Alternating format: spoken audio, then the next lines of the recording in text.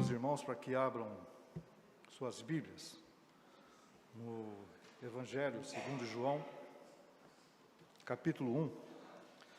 Nós faremos a meditação em apenas um versículo desse capítulo, que é o versículo de número 11.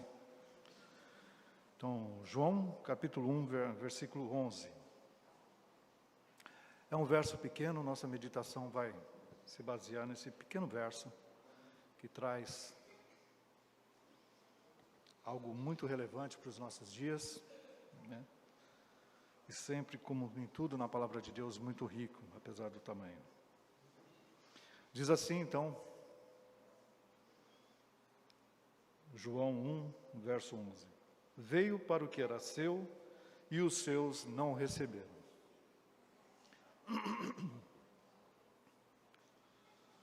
Irmãos, essa passagem parece muito com uma determinada situação em que nós preparamos uma grande festa de aniversário e não convidamos o aniversariante. Parece meio estranho, mas é exatamente isso que significa essa passagem. Jesus veio para o que era seu, mas os seus não receberam. E é interessante porque essa festa vinha sendo preparada há muito tempo. Se nós regressarmos para Gênesis 3,15, nós veremos que Deus já havia prometido o envio do tal aniversariante. No princípio, Deus prometeu a redenção humana. Então, em Gênesis 3,15, Deus mesmo anuncia que a semente da mulher esmagaria a cabeça da serpente. Então, é uma promessa aí que aponta para a vitória sobre o pecado e a morte. Essa promessa, ela se revela claramente em muitas outras passagens, quando nós olhamos toda a palavra de Deus. Moisés, ele falou do profeta que haveria de vir.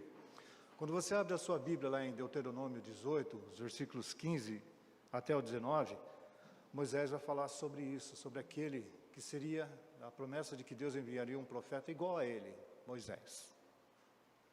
Os Salmos também anunciam um rei ungido, ainda que rejeitado. Os Salmos 1 e 2 falam sobre isso. Isaías profetizou tanto o nascimento virginal, lá em Isaías 7,14, quanto o servo sofredor desprezado. Aí já um pouco mais para frente, em Isaías mesmo 53, versículo 3. Outro profeta, Miqueias, por sua vez, apontou para o nascimento em Belém. Miqueias 5,2.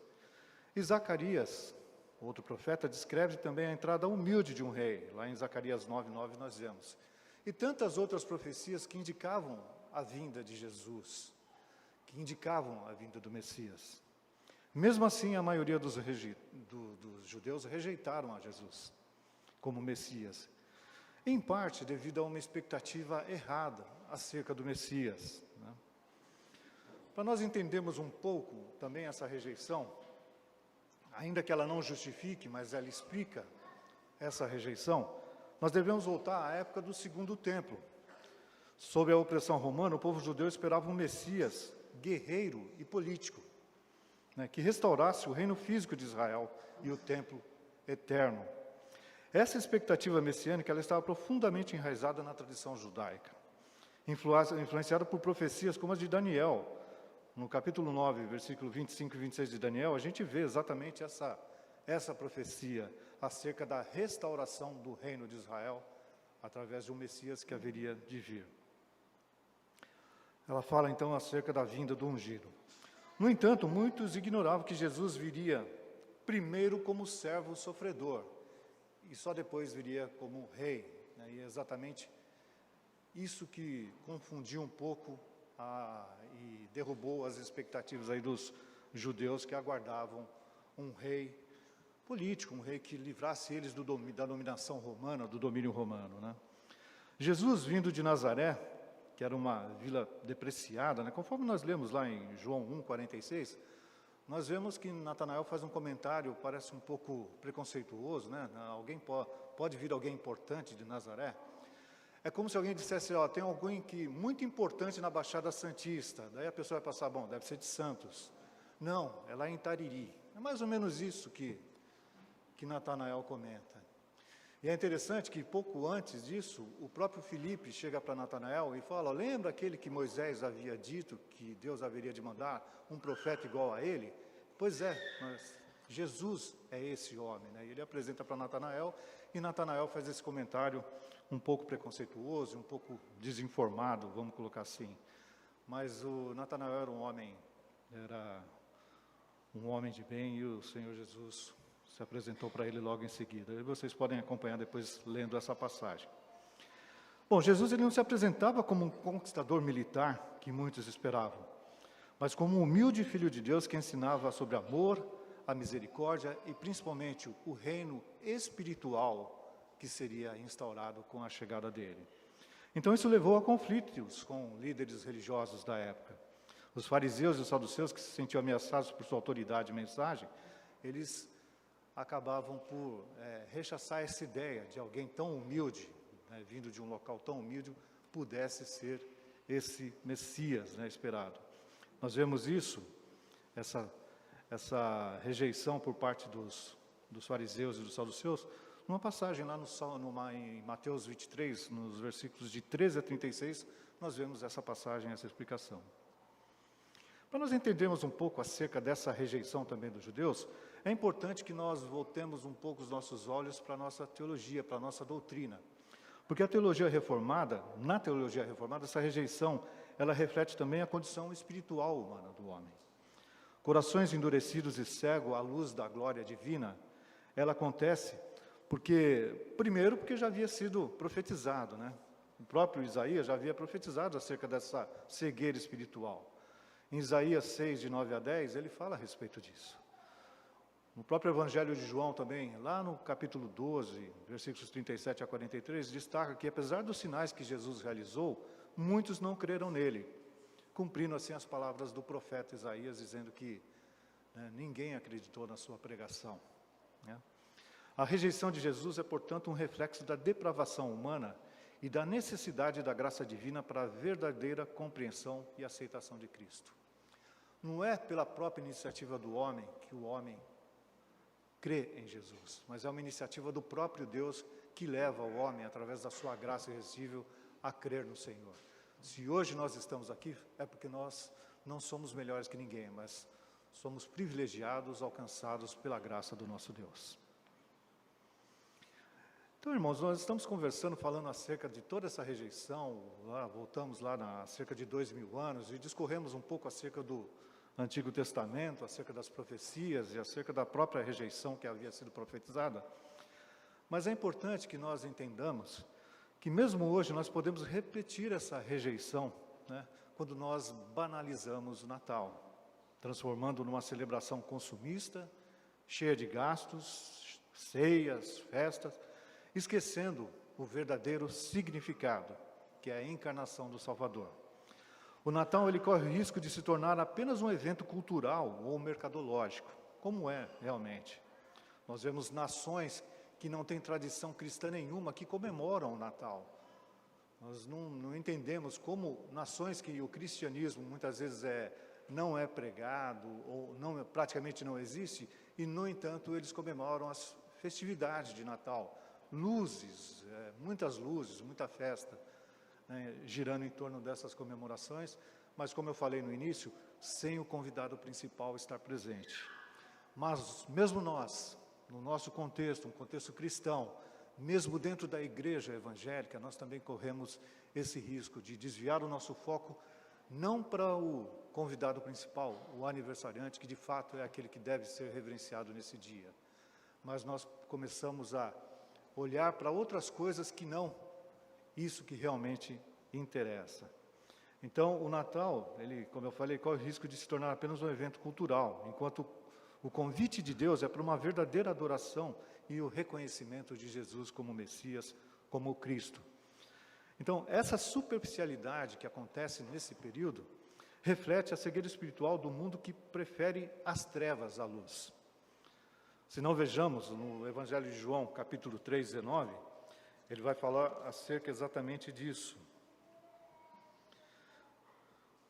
João 3,19 diz assim: o julgamento é este, que a luz veio ao mundo e os homens amaram mais as trevas do que a luz, porque as suas obras eram más. Então nós corremos esse risco também, irmãos, de estarmos diante da luz e preferirmos as trevas, que é o que muitas vezes acontece. E a nossa sociedade muitas vezes ignora a profundidade do mistério da encarnação, que é a manifestação do amor de Deus por nós. O melhor presente que nós poderíamos receber no Natal, nós já o recebemos há 2000 anos, que é a encarnação de Jesus. Eu não vou entrar, claro, no mérito de ser dia 25 de dezembro, até porque todos nós aqui sabemos que essa é uma data que foi convencionada para se comemorar o nascimento de Jesus, mas sabemos que não é exatamente essa data.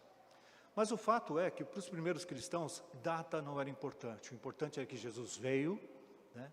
Jesus morreu e Jesus ressuscitou. Isso era o que importava para a igreja no período apostólico. Não datas, né? Ninguém, se fosse importante data, o próprio Lucas, que era tão detalhista no seu relato acerca dos evangelhos, ele teria colocado uma data para nos orientar acerca disso. Portanto, então, essa data, 25 de dezembro, foi convencionada para que nós tenhamos uma data para comemorarmos, não o que o mundo prega, mas comemorarmos o aniversário do próprio Deus que se encarnou, né? O Emmanuel, o Deus conosco. Irmãos, eu gostaria de fazer rápidas reflexões, né, acerca disso, tudo isso que nós conversamos agora. A primeira delas é que nós devemos reconhecer Jesus como cumprimento da promessa desde Gênesis 3,15 e em tudo aquilo que foi prometido durante todo o Antigo Testamento.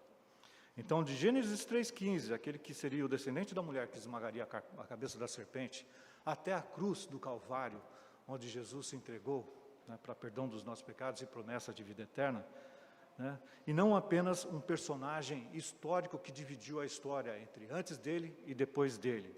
Jesus, ele é o Redentor que veio salvar a humanidade. O próprio nome dele já diz acerca disso, ele já nos apresenta Jesus como o Salvador da humanidade. Outro ponto, nós devemos examinar o nosso próprio coração para que as nossas expectativas estejam alinhadas com a revelação bíblica, deixando de lado desejos pessoais que acabam distorcendo a nossa fé. Uma pergunta introspectiva, uma pergunta para nós fazermos, a começar por mim. Eu estou buscando a Cristo como uma versão dele que se encaixa às minhas expectativas? Será que é isso que eu busco em Jesus?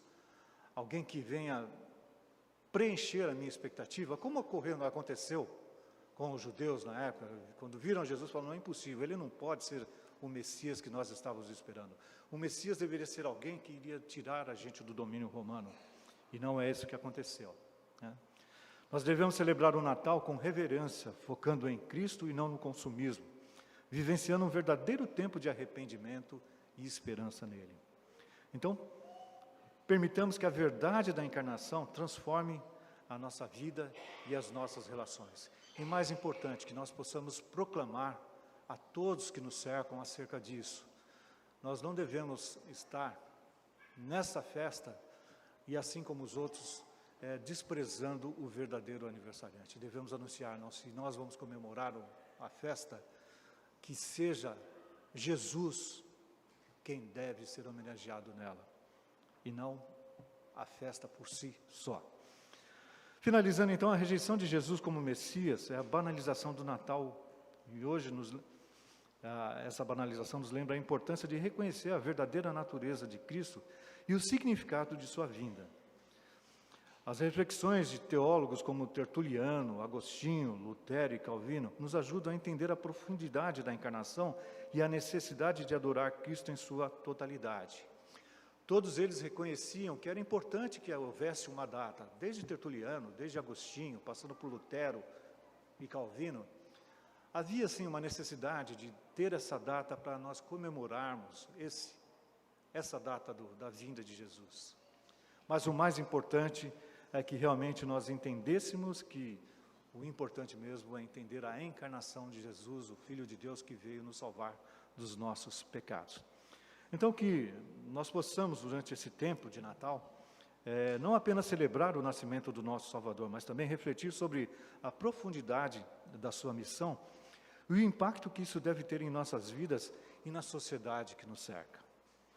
Que o Natal seja um tempo de verdadeira adoração e renovação espiritual, onde nós possamos reconhecer Jesus não apenas como uma figura histórica, como o nosso Senhor, mas também como o nosso Senhor e Salvador, que é o mais importante. Que Deus nos abençoe e que o nosso foco esteja realmente voltado para tudo isso, né? Para Jesus, o verdadeiro nosso Senhor e o nosso Salvador. Que Deus nos abençoe, irmãos.